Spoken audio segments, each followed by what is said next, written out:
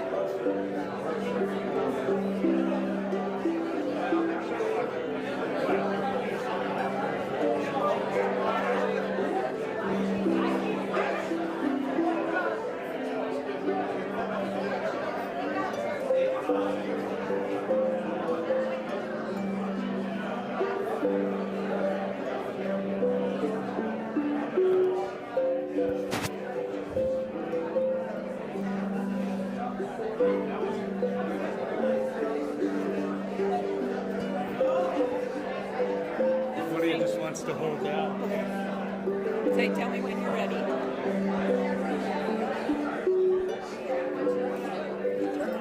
Hi, Joanne.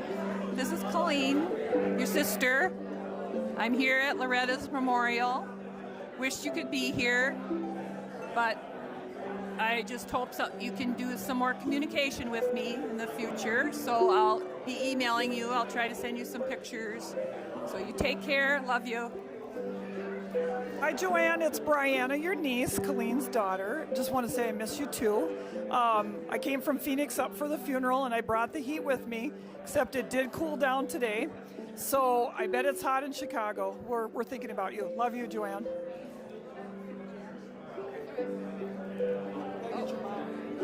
Hi. Hi, Joanne. I don't know if you were watching, you and Michael, but you haven't seen Evan for a long time. This is Evan. Hi, Joanne. Hopefully I get to see you soon. Hopefully. Nice Yes, you need to come again. to Minnesota. Yeah. We're tired of asking, so come on. Well, we're going to get my mom up here, and I love you, and I hope to see you soon. Thank you.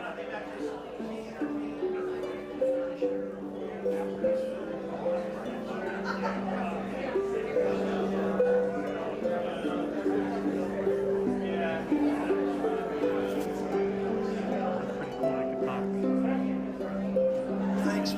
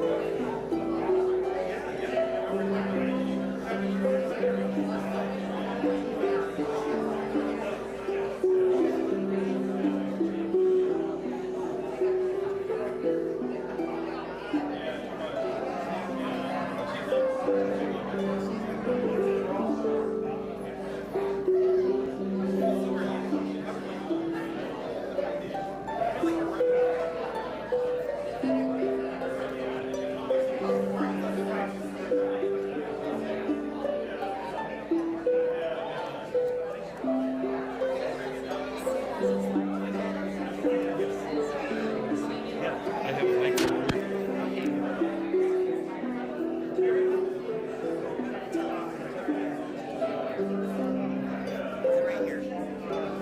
Hi, Joanne. It's your favorite niece, Lori. Not really. Julie's your favorite niece. We hope you're doing well.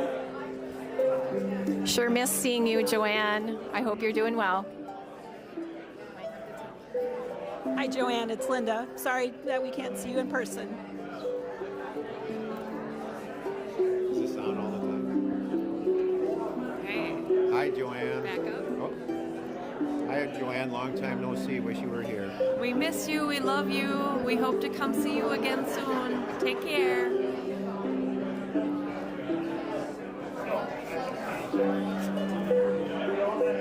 Hello, Joanne. This is John Longton, your nephew.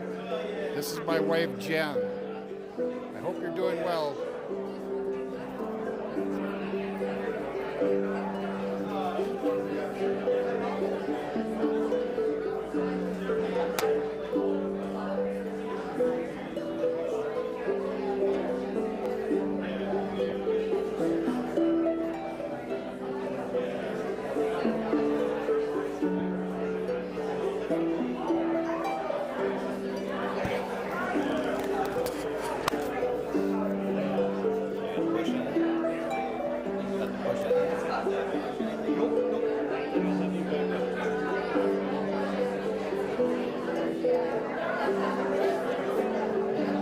Hello, Joanne. It's Chris. Just saying hello.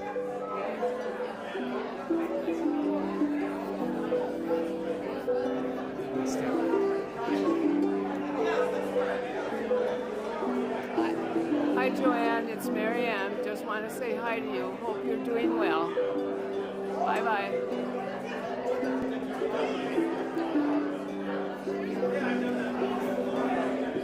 Hey, Joanne, it's Mike.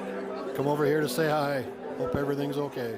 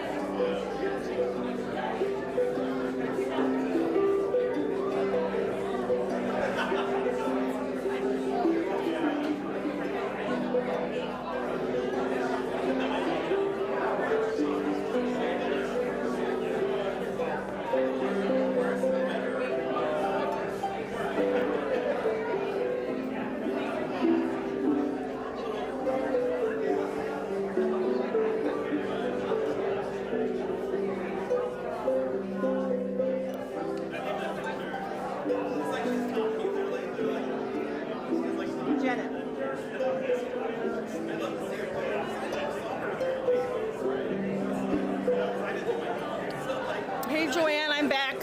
It's Missy again. This is your sister. Hi, Joanne.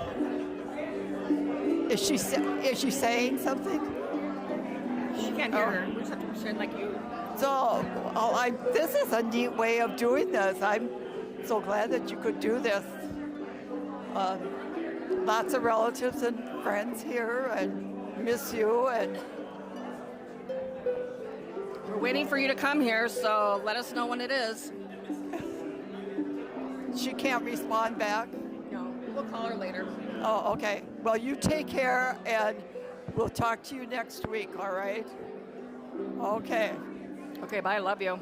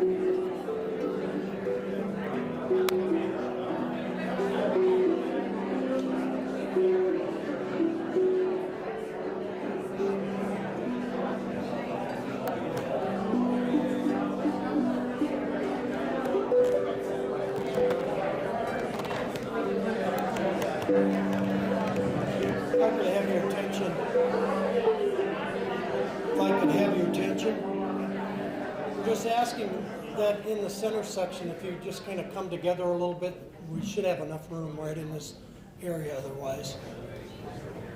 Thank you.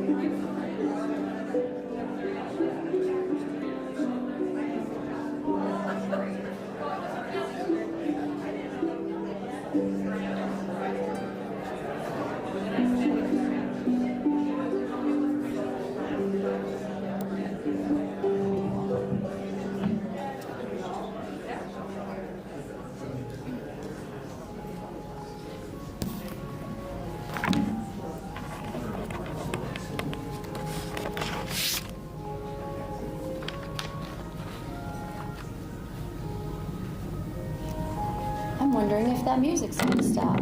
There we go. Lovely. Good afternoon. Thank you all for being here. As we gather to remember and honor the life of Loretta Ann, I'm Angie Trulson. I'm Loretta's stepdaughter. As we begin, I would kindly ask that you take a moment to silence your cell phones so we can all be present, fully present here in this time. My dad led the way by his phone going off a few minutes ago. Pretty rowdy ring. We enjoyed it. Thanks for the reminder, Dad. We're here to reflect on a life well lived, a life that had meaning and impact. Loretta was a part of our lives, and today we recognize and honor that connection.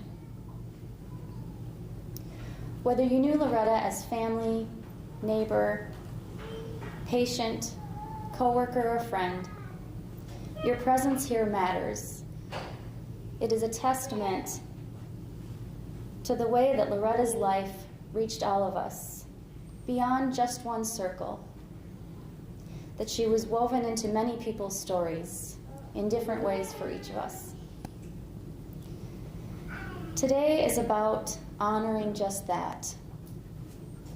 Not just who she was and her accomplishments, but the connections that she made, the relationships that she nurtured,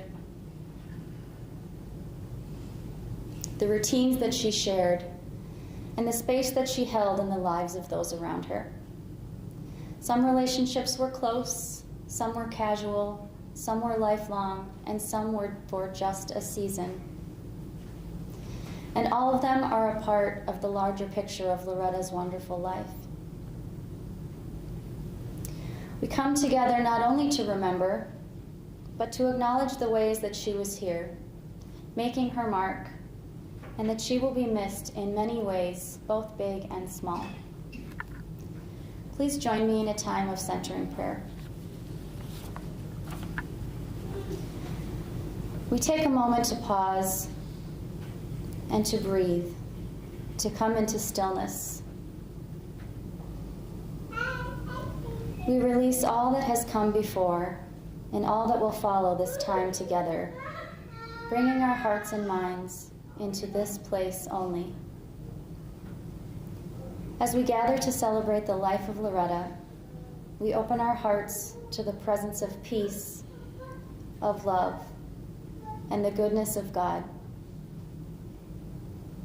We give thanks for Loretta's life, for the ways she touched her world, for the relationships she formed, and for the memories we carry forward. Her time here had meaning, and her presence will continue to echo in the lives she was part of.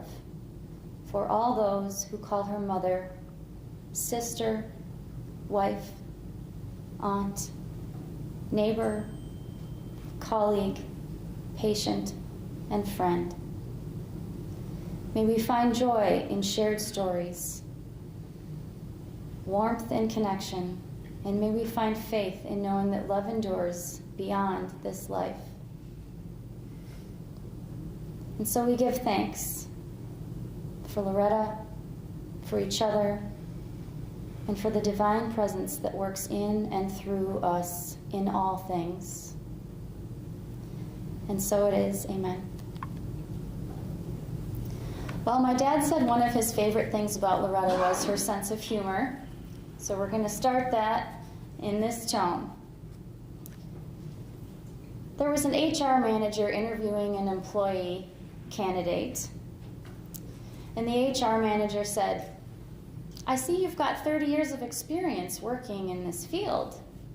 However, on your resume, I see that the year you began your previous position was only 20 years ago. How do you explain this?" And the interviewee thought for a moment, time and a half. Sounds right.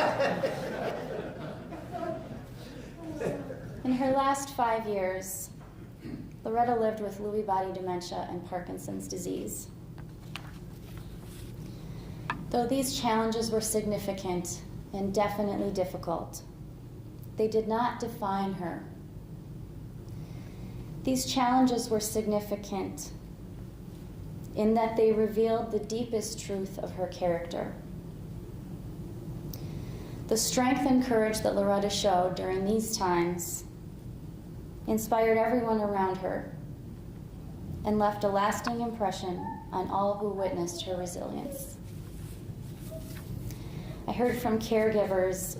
I scheduled the caregivers for Loretta in the last year of her life, and the caregivers from the agency, there were so many, and each of them would leave comments in the care notes and would text me and would share with their supervisor, who shared with me how wonderful it was to work for Loretta, to come and see her and take care of her and spend time with her and be in her presence, which to me was a great testament, because those folks work with elders all the time in various conditions, and for them to have been impacted in the way that they expressed being impacted by working with Loretta, it warmed my heart. Some of my fondest memories of Loretta come from those later years. They are not memories of struggle, but they are memories of joy. Moments that she shared with her granddaughter and namesake, Serafina Loretta, who you can hear making a joyful noise out in the hall. Whenever Loretta and Serafina Loretta would be together, they would sit face to face, and each would light up instantly. Their smiles would widen, their eyes would light up, and their face would shine with the warmth of the glowing sun. In those moments, the world felt brighter, filled with a quiet love that only love can bring. That joy was simple. It was a radiant connection of two souls that spoke volumes without words. A glimpse of something timeless and pure.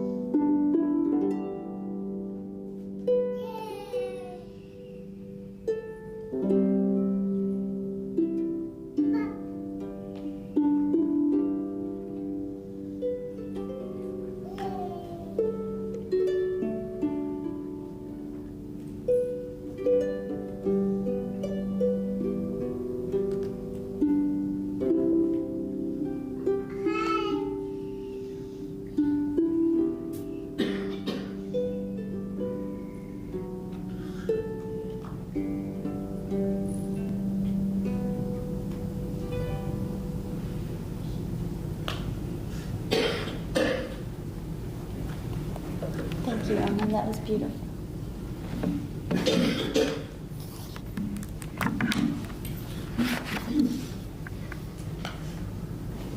I'd like to share with you now a reading that was chosen by my dad. It's called Afterglow. I'd like memories of me to be happy ones. I'd like to leave an afterglow of smile when life is done. I'd like to leave an echo whispering softly down the ways of happy times and laughing times and bright and sunny days. I'd like the tears of those who grieve to dry before the sun, of happy memories that I leave when life is done. At this time, we'll hear tributes from Loretta's nieces, Melissa and Brianna, and her son Alex, and some from Serafina as well. Hi, sweetie. Followed by a few words from Loretta's brother-in-law, Reed.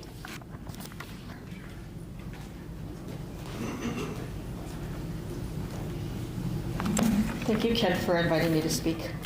It's truly an honor to celebrate her, Loretta, my aunt, my mom's sister, my godmom. There are so many qualities that represent her, and I thought I'd use her name to surface these qualities. L, standing for loyalty. Loyal to her family, herself, her sons. O stands for opportunity. Loretta took her life opportunities and made successes out of all of them. She had her path planned and she plowed through it, never looking back. R for resilient. She faced her fair share of challenges, but she did not let it define her. She exemplified the quote of throwing your shoulders back and keeping your chin up. Don't get me wrong, she was able to face dark times, but with integrity and grace. E for excellence. When I was going to school out at St. Ben's, I would go for spend weekends with her. And then also during holiday time, she hired me to work at Kmart. So I observed her as a strong leader, as the HR person in the department. And her employees knew that she did not play. They respected her. They could go to her, and they knew they could go to her, but they knew that they couldn't put anything past her. Her leadership, fairness, and ethics were shown through her characteristics of excellence. T for tenacious came to mind immediately, a woman who would not let go or give up. I see her tenaciousness when it comes to Taiki and Mari, her unconditional love, a mother's commitment, overpowering strength to do whatever she needed for them. No questions, no qualms, no judgment. Loretta was all about her sons. She was relentlessly so proud of them. I always knew that we had share time when we gathered together. We got to sit cozy with one another and talk about our beloveds. Being that we're only 18 years apart, I look back now with maybe the conversations we had or the things she shared with me. She was almost like a big sister, and I appreciate all those times. Now this one, T is for thrifty. Now if you know Loretta, she was thrifty. That girl would find a bargain from a bargain. She found a pair of jeans, right? But found out they're just a couple dollars cheaper. She'd return those jeans and go get the cheaper ones, even if it was miles away. I also was able to live with Loretta. I was working in St. Cloud, and I had a little bit of time before going to graduate school, so I got to live with her in her house over in White Park. She could create amazing meals or look like a million with a tight budget. Being thrifty brought about her success, not to take for granted, and how hard work moves mountains. To this day, you can ask my son, Brian, or my mom how thrifty I am, and maybe too much, because I'm always asking or looking for a coupon. I owe that to sweet Loretta. A is for ambition. Loretta didn't take the average road when it came to her career and her family. She strived to be better, be ambitious, to challenge herself, to make her life better, and to provide every opportunity for her sons. I remember our many conversations, and I will hold them close. Taiki, she was so proud and thankful that you are her son. You've become an amazing friend, husband, and dad. You and Caleb brought beautiful Seraphine into this world, a beautiful, loving, unconditional gift also to your mom. She couldn't say enough about the impact it had on her life, even more so that Sarah will carry your mom's namesake along with her. Beautiful memories you can share with her forever. I look forward to continuing our kinship with many memories to come, and I love you. Kent, and finally, I would like to thank you for loving Loretta, your commitment, and immersing our families together.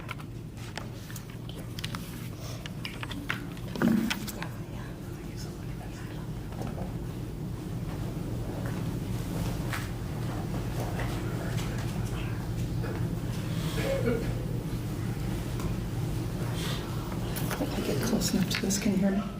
Okay. My name is Brianna. I am Loretta's niece. I'm Colleen's daughter, her younger sister. When Ken asked me to speak, my first reaction was terrified. I can talk all day long, but I am not a public speaker. And then I thought, you know what, I just took a deep breath and I thought, it's about Loretta, just talk. But I do have an outline. So I didn't totally just take this off the cuff. But as you can see from all the pictures, Loretta is adventurous. And she inserted that into our family when we were younger. So we would do things like St. Cloud Racquetball Club, and apparently they let us swim on our own while they played racquetball. I don't know if they knew if we were okay or not, but that's what we did. And then according to my mom, the grand finale was hamburgers and French fries. That was our big prize at the end. Another thing I didn't know is that my mom said that Loretta and her took us to tumbling classes. Bryce, my brother who's in the back, did not like these classes, but apparently Taiki and Mari and I got something out of that. We went skating at Lake George. We got the two sisters got memberships at the Holiday Inn, and we spent the afternoon swimming. And as thrifty sisters they were, they packed lunches, and we ate and swam all afternoon. Also, I remember too, and I don't know if Taiki, if you remember this, going over to Little Caesar's Pizza because they were cheap. And we could walk to there. Yeah, and we could go get pizzas, and that's what we did for a lot of family dinners. So there is Loretta's adventurous side that was inserted into my life. And as I got older, I realized what a force she was professionally and the impact she contributed to her work at Kmart and Stearns. Sorry.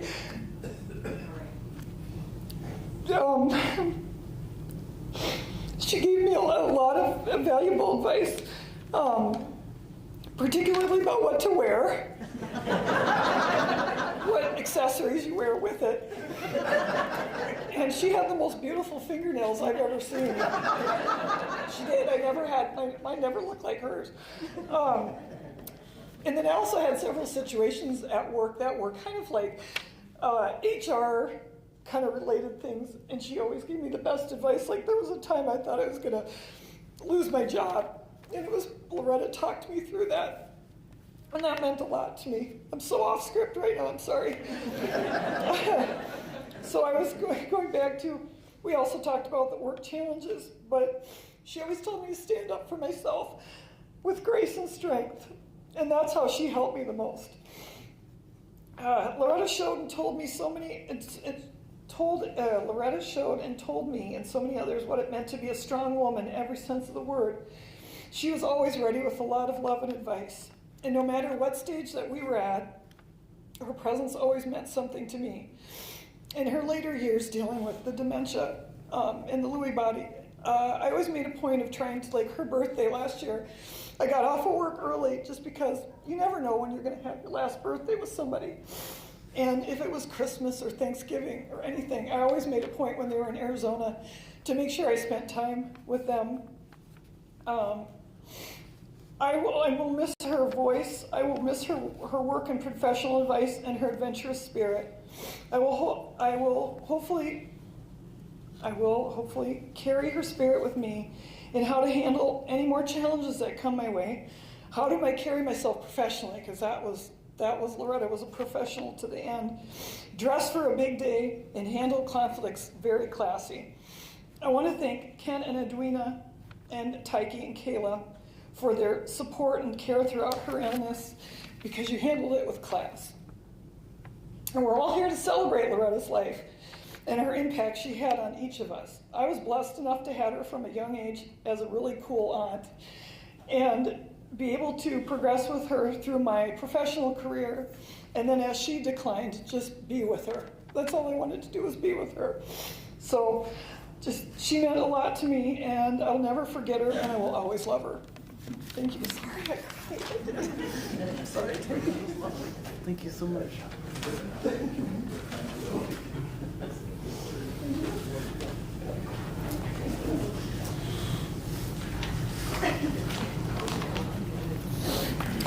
So, Mom just loved us fiercely.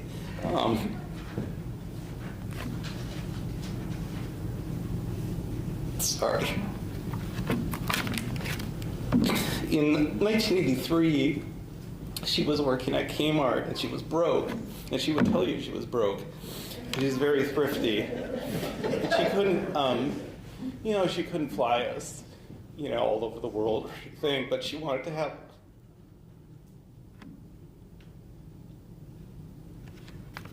Sorry.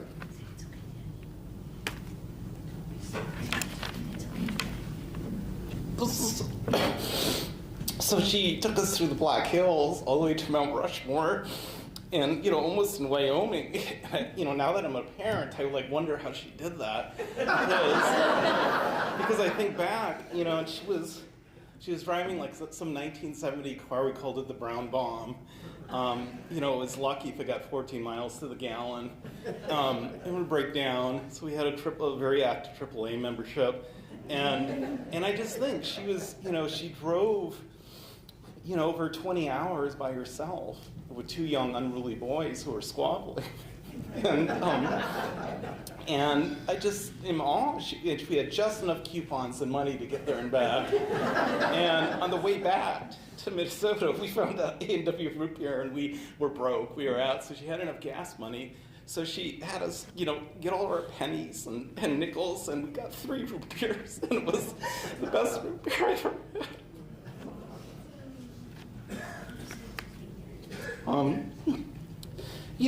I will say this, I don't want to, dwell on it, but she did have to make the difficult decision to leave my dad, and it was the right decision. And it's not out of bitterness or anything, but one thing she talked about, we did oral histories when she got diagnosed, is how difficult that was for us. Obviously, it was not on a whim. But she told me she just wanted us to show a different way of life, and just things were not okay. And I just want to give her credit for that, because she said at the time, some people, not everybody, but did give her a hard time. And I think sometimes that was a very courageous decision, and she should have got credit for it. And one thing when I think of my mom is just the dignity that she always had. She never ever badmouthed anybody. She never badmouthed anybody, truly. She just had so much dignity, and she told me later she didn't want, Mari and me to think badly of anyone that we knew, or our father, and that was so selfless, because she easily could have, and believe me, it didn't go both ways. But she was so protective of us that she sacrificed us being upset with her rather than to hurt us. And so that was really heroic to me. And I want to especially thank Colleen and her friend Rose, because they were there during those difficult times, and they were there, and she wouldn't have made it without you guys. So thank you. You guys showed her, a way, and we had so many good times, and got the Little Caesars pizza with the green peppers that I didn't like, but Mom liked. And Blockbuster night, and those were, kind of magical in our way. And we went camping, and she gave us, just amazing little trips and vacations, and those were just beautiful to me. We went to Wisconsin Dells and Canada, and it was just, I have so many magical memories of that time, and it was her doing that. She was in her mid-30s and broken, but she did it anyway for us. And then we would walk to Crossroads Mall in the middle of the snow-covered street, and we'd hold hands Mari and me. But she definitely was not a pushover. Hi, my sweetheart. It's okay. It's okay. It's okay. It's okay. Hi. Yeah, she was not a pushover, though. She used to say, she wouldn't yell or lecture us, but she'd say, I'm disappointed in you, but I still love you. And I just want your behavior to be different. And her ultimate punishment was when she would make us run around the house, and say you had to run around the house to get the feathers out of your head. So we ran around the house a lot. But I want to say, although those are, those are very, it's okay, my princess, it's okay. It's okay. You want to see mommy? Mommy? Okay. Yeah, it's okay. And so, but I associate 80s music with her for some reason, because they're always playing 80s music, so I love that. Whenever I'm feeling stressed, I just go back and it reminds me of Mari and her.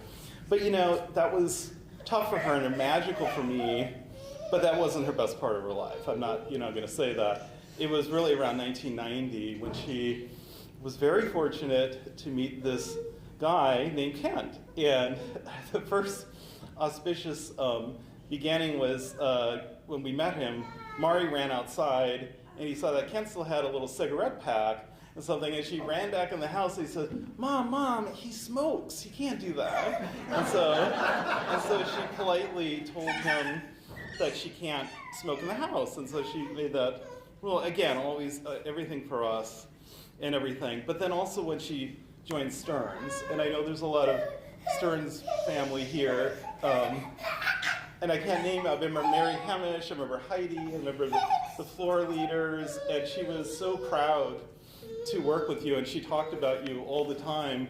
And I love that because she really kind of hit her stride then, and she excelled. And I'm always impressed. I'm less impressed with somebody's accomplishments were, but I want to know what they came from, what they overcame. And she overcame so much to get to where she was. Put herself through college, didn't have the advantages that I had, and just kept going. Wow, that spirit was just amazing. She just kept going.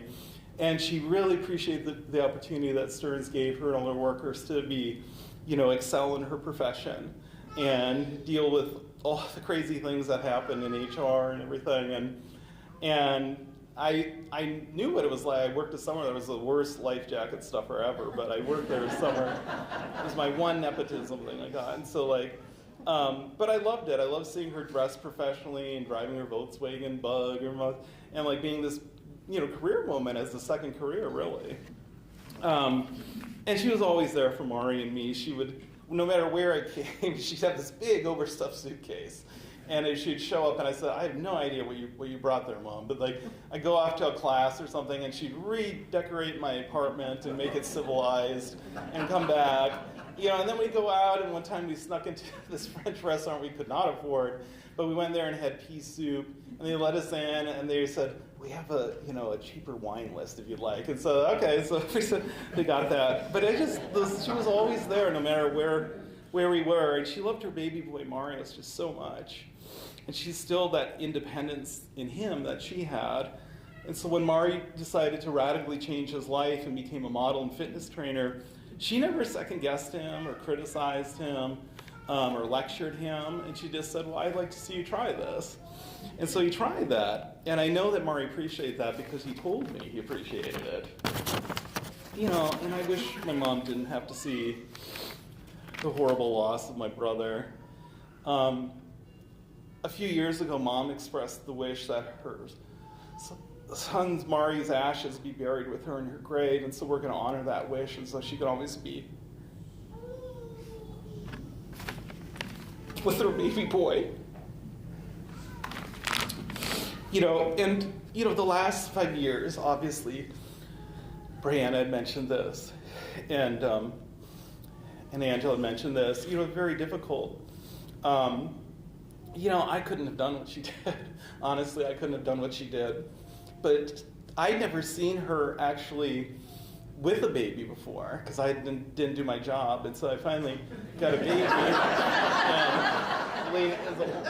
as grandpa dad. And And wow, they connected. You're so right. They're so connected, Angela. They really connected. And I got to see her, and she just doted over her and just loved her so much. And they connected, and Sarah talked back, and she said, "You're so pretty." And I just, it was a revelation because I hadn't seen her around babies, really. And so, I just think that was a very special time in her own way and always lit her up. And look, I do want to say thank you to Edwina and all of her caretakers. Edwina did just an incredible job taking care of my mom in your very worst circumstances, and was always just loving to her. And of course, Kent, to go 5 years without any word of complaint, and just so loving. And I could then, I could have a child and focus and come back as much as we could. But it was, I know that was what love looks like. I mean, that's really what love looks like. And so I appreciate it always, Kent. And thank you for doing that for Mom.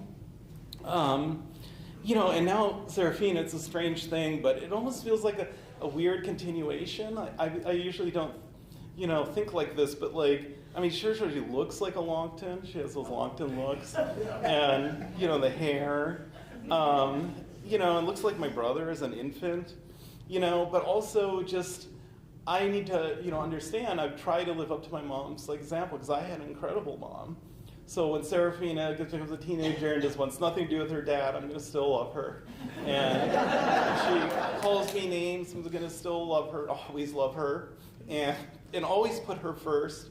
And I'm going to tell her what an amazing mom I am. Yeah, princess, I love you. I love you so much. And just how lucky we were. I'm feeling more than anything grateful to have her as my mom, more than anything. Thank you.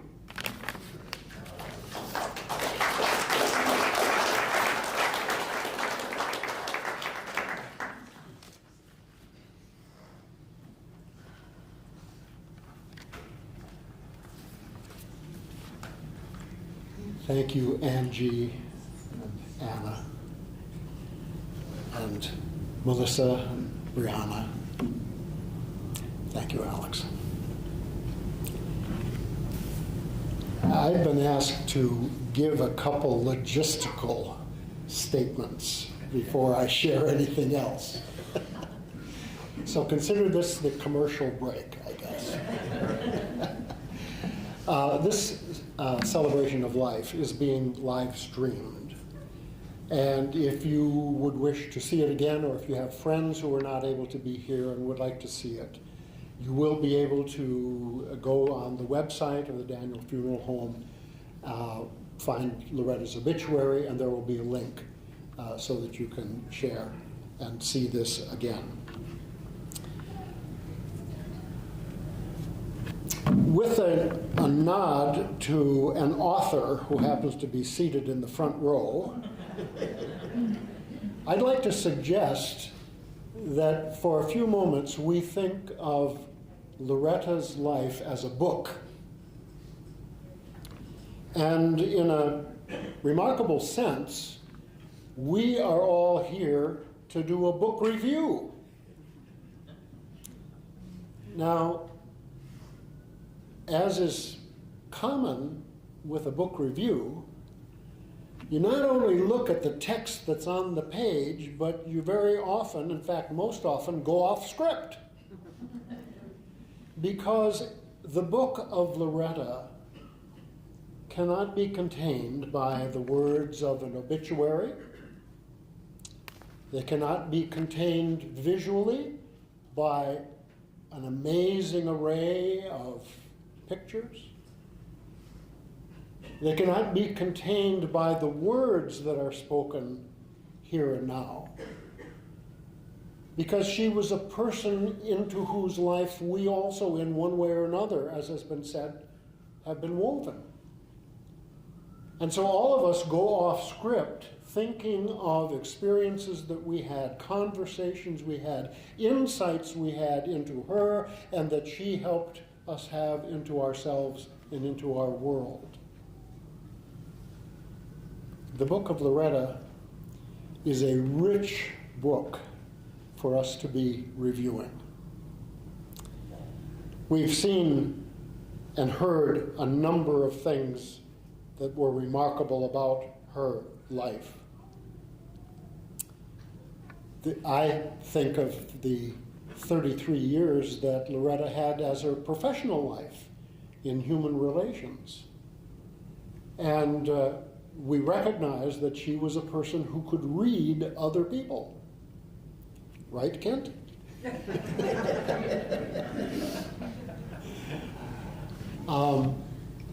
But in her interactions with people, whether on the job or outside of the job, her interactions were characterized by integrity. And that's the word that sticks in my mind when I think of Loretta. Integrity. A person who knew herself, knew who she was, who knew that she was valued in the eyes of God. But crucially, she knew that every individual with whom she interacted is also a child of God and has value, and therefore must be honored with those marks of respect and integrity. Now, my fellow book reviewers, you know that in virtually every book we read, we find two words that are repeated: the end.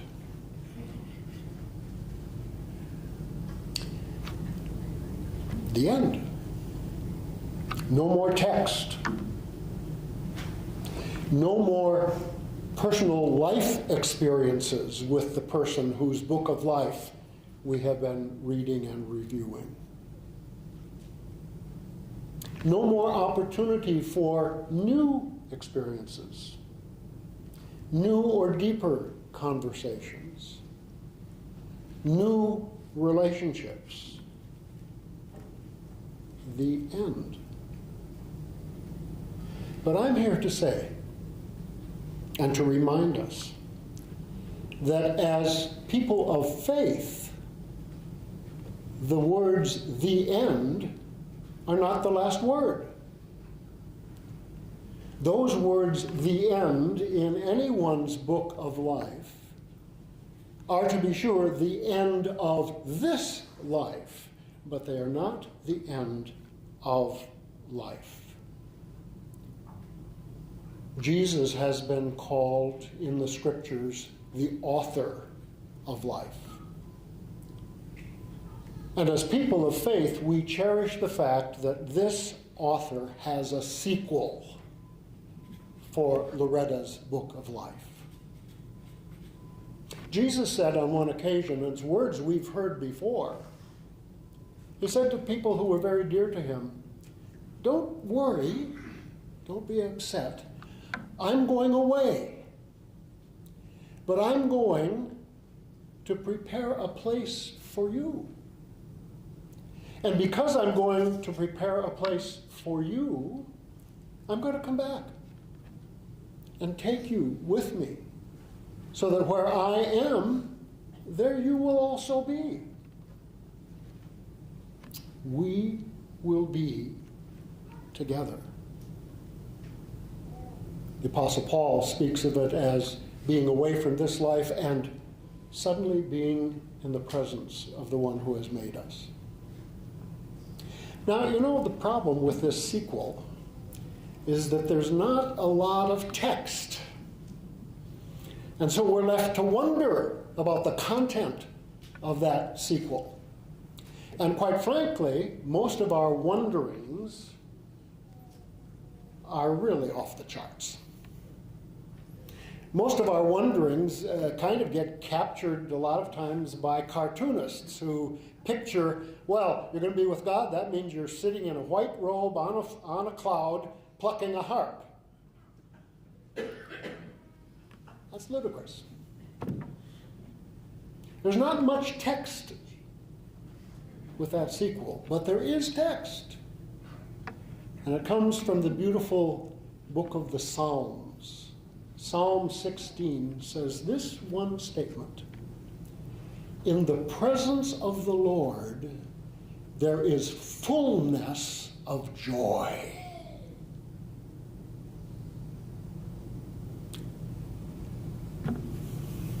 Kent, we don't need to know any more text than that. Whatever else there might be, Loretta is now experiencing fullness of joy. But wait, there's more.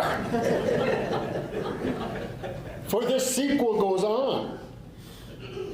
This sequel goes on. You know, as people of faith, we frequently pray the Our Father, the Lord's Prayer.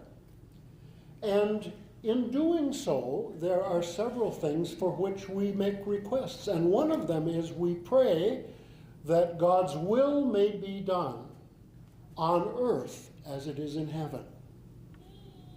It's hard for us to imagine a world in which God's will would be perfectly done. Well, we can make long, long lists of all the things that are wrong, that are problematic about our present world, and yet we continue the prayer. And we continue the prayer not just because it's something we thought up as a good thing to pray for, it's because Jesus instructed us. I want you to pray for this. And when Jesus instructed us to pray for it, what he knew and what we have been assured by the author of life is that that prayer will eventually be answered. For Jesus said, on more than one occasion, that the Father would raise him from the dead. And virtually every time Jesus talked about the fact that he would be raised from the dead, he said to those around him, "And I will raise you as well." There is resurrection. And not resurrection into a cloud with a white robe playing a harp. For Scripture says, listen, folks, there is going to be a new heaven and a new earth, and that God will dwell with his people in that new earth, on that new earth. I'm struck by this little poem at the inside of this leaf, where words are placed in Loretta's mouth. And she says, "When I'm gone, release me, let me go. I have so many things to see and do." You see, the book of Loretta's life, as is the promise to us as well, does not end with the words, "the end." The book of Loretta's life continues in the sequel. Fullness of joy, fullness of life, fullness of continuing to become the persons that the Creator has intended us to be from the very beginning. And so I'm going to invite us to celebrate with these words of thanksgiving to God. O God, our Creator, you who are so far beyond our understandings, and yet you who are so real and are present with us, we praise you, we honor you, we give you thanks for our sister, wife, mother, friend, neighbor, Loretta, your child, your daughter, whom you crown with fullness of joy in your presence now, and whom you will raise in the age to come.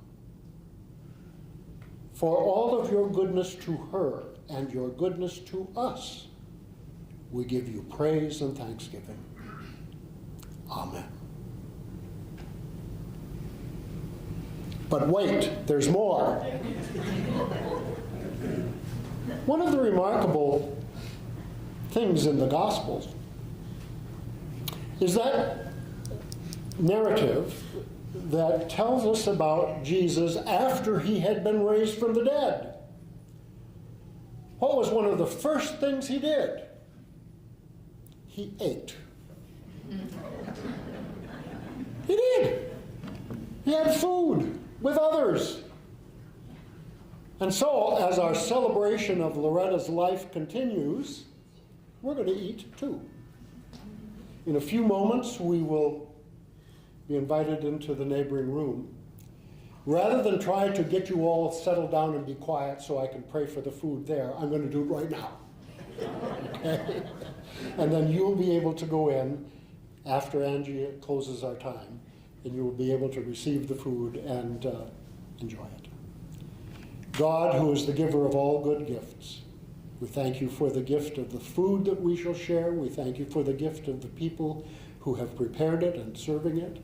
We thank you for the gift of fellowship and love. Through Christ our Lord. Amen.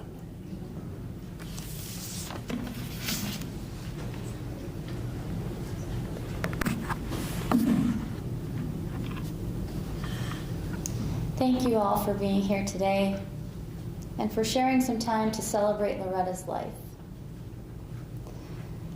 As Reed mentioned, our family invites you across the hall where we can come together in fellowship and break bread. After lunch, because Loretta loved to host, in that spirit, my dad invites you to him and Loretta's home for some treats and socializing after lunch as well. You'll find his address at the bottom of the program on the inside. And now, because you have had leaders from 2 faith communities as part of this service, you're going to get your 5th prayer of the day with me, and we will close our time of celebration. Please join me in prayer. We celebrate the life of Loretta, a life that was full, an adventurous journey. We honor her many contributions to this world and her contributions to all in this room. We walk away knowing her light continues to shine within us. With gratitude, we remember the years shared, the lessons taught, and the love given. We affirm that as we leave today, we carry the wisdom and memories of Loretta that continue to inspire us in our own lives. Just as Loretta did, we walk forward in grace and in quiet strength. And so it is. Amen. Go in peace.